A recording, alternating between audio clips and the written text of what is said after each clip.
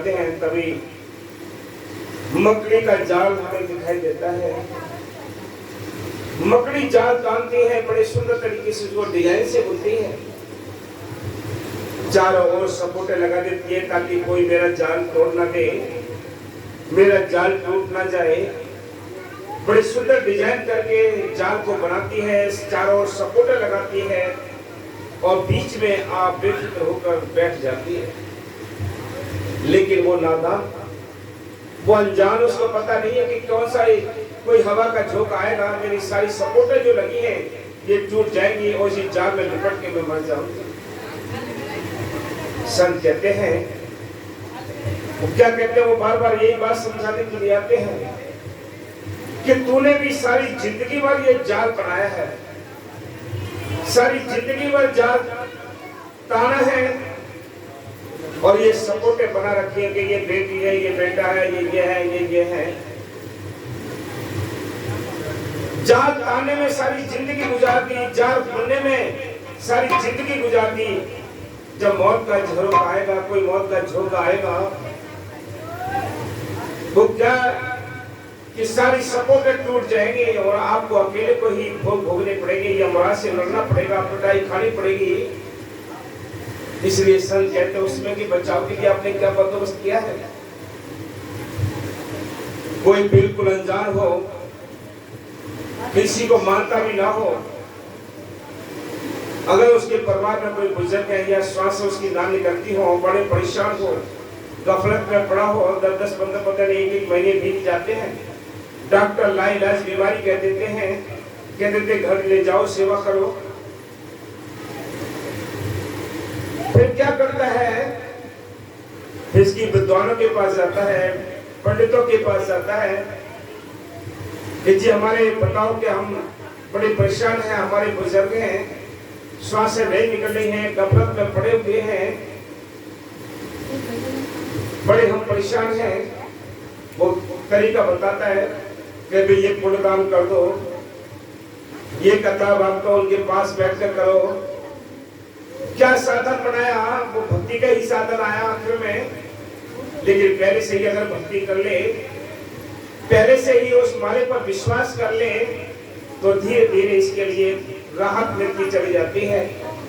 लेकिन ये अहंकार के वशीभूत होकर, उस घमंड के वशीभूत होकर ये किसी को जान नहीं पाए, न पहचान पाता है और न उस कुदरत की कारीगरी को भी जान पाता है। इसलिए संत कहते हैं कि जिनके संग ने प्यार लगाया, ये मकड़ी जैसा जाल बनाया। अरे मतलब का संसार है पगले, मतलब की है जोड़ी, भजन कर उम्र रही थोड़ी, कि तेरी श्वासें निरंतर घट रही है। तू रात को गफलत में सो जाता है, 12 घंटे बीत जाते हैं, दिन में काम धंधों पर, बिजनेस व्यापार सर्विस में चला जाता है, ये 12 घंटे बीत जाते हैं, 24 घंटे निरंतर गुजर रहे हैं। तू निरंतर मौत की मुंह की तरफ को बढ़ता जा रहा है, तुझे होश नहीं है, तुझे पता नहीं है कि मौत तेरा पीछा कर रही है। आखिरी श्वास होगी, मौत की मुंह में चली जाएगी, सारी लीला समाप्त हो जाएगी। कौन उससे में बचाव करेगा, कौन परिवार का साथी काम आएगा, कौन बेटी बेटा काम आएंगे, कौन रिश्तेदार काम आएंगे, कौन यार दोस्त काम आएंगे। उसमें तुम्हारी आएगी तो कमाई ही काम आएगी। कौन सी कमाई? वो परमार्थ की कमाई। मीराबाई के पास क्या कमी थी? नौकर चाकर, उसके पास धन दौलत, उसके पास मेवाड़ की रानी थी, छत्राणी थी, लेकिन कमी किस बात की थी? अंदर तसल्ली नहीं थी, शांति नहीं थी। उस शांति की तलाश में उन्होंने मौके के संतों की तलाश की। मौके के संत रविदास मिले, उनसे नाम मिला, नाम का अभ्यास किया, अभ्यास करके अंदर जब भेद खुला, तब उसने लिखा है अपने पद में, पायो मैंने नामर्थ धन पायो। जिसको पायो दोष को बोली ऐसो धन पायो, खर्चो लाभ खत्म नहीं हो गए, दिन दिन बरस सब आयो, जिसकी चोरी कहूँ ना हो गए, ऐसो धन पायो। पायो जी मैंने नामर्थ धन पायो, वो नाम का धन इकट्ठा करना है। जिसने नाम का धन इकट्ठा कर लिया वो दोनों जहां का बादशाह है। इस संसार में रहे तो सामाजिक धन भी इकट्ठा करना है, कोठी बंगले भी बनाने हैं, बाल बच्चे पैदा भी करने हैं, इनको पालना करना है, शादी ब्याह भी करनी है, सारा कुछ करना ही है। लेकिन अपना ध्यान उस मालिक के ऊपर रखना है जिससे हम वादा करके आए हैं। और क्या भजनी करी उम्र रही थोड़ी, भजनी करी उम्र रही थोड़ी, भजन करे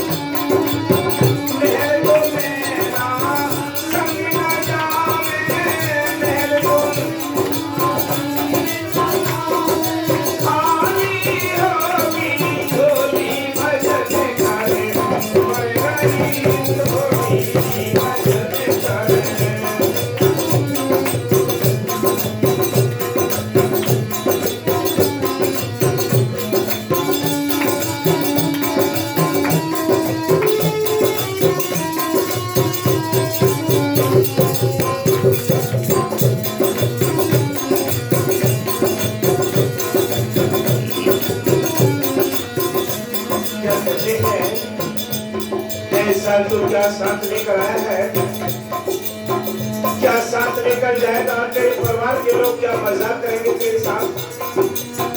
तूने लाखों में कमाए, करोड़ों में कमाए, आपके तेरे मुंह में रखने के लिए तांबे का एक सिक्का ढूंढा जाएगा।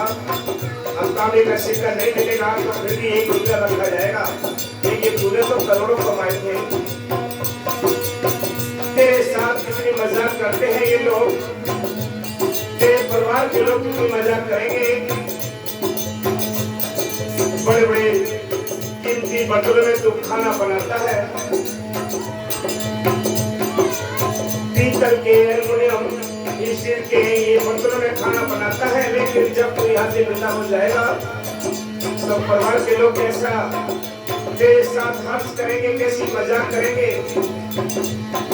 तेरे जाने के बाद तुझे एक घड़े को एक टूटे हुए चूल्हे पर रखकर चौराहे पर रख दिया जाएगा। इसी में खाना है, इसी में पकाना है। इस दुनिया की ये रीत देख लो, ये कैसी मजाक करते हैं जिनके लिए तुमने सारा जीवन कुर्बान किया है। और क्या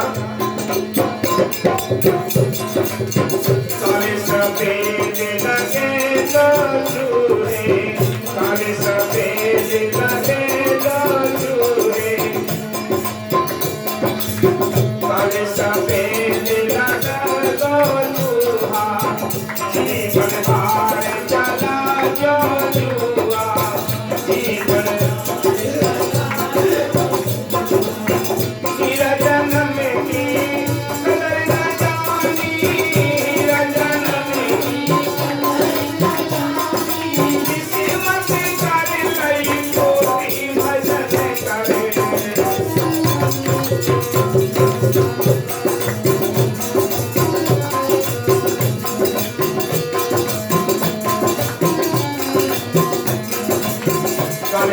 दोनों कौन से चूहे हैं?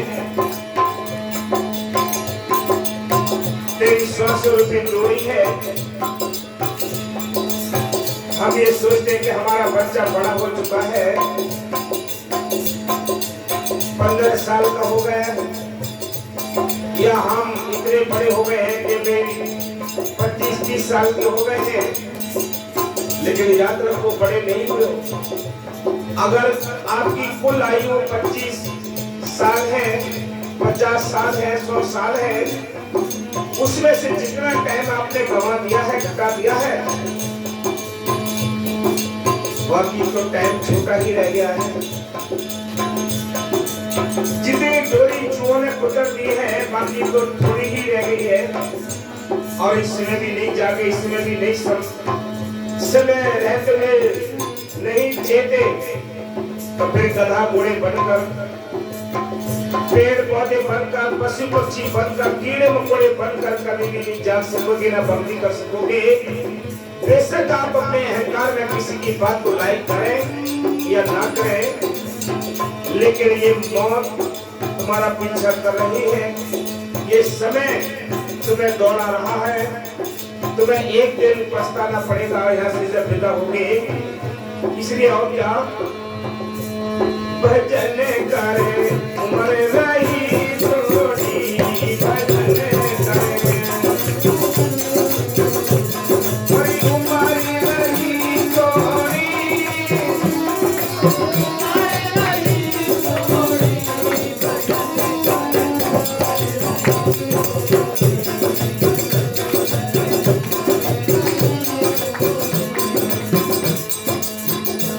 गुरु को खोजा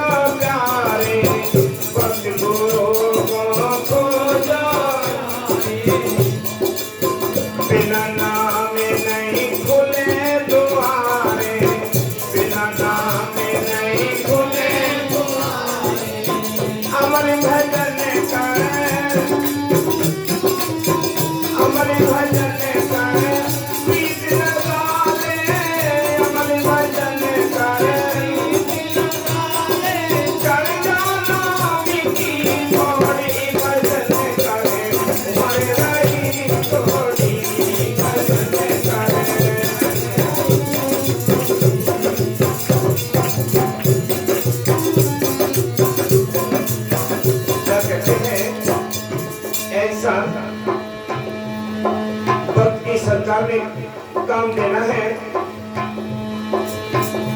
वक्त की सरकार का हुक्म काम करता है। अभी वक्त की सरकार, मुख्यमंत्री हुक्म करे, सारे कर्मचारी काम करने लग जाएंगे। इसी प्रकार सब कहते हैं कि वक्त का डॉक्टर है तो उसकी दवाई काम करती है, वक्त का मास्टर है तो उसकी शिक्षा काम करती है। इसी प्रकार वक्त के संत हैं तो उनका नाम काम करता है।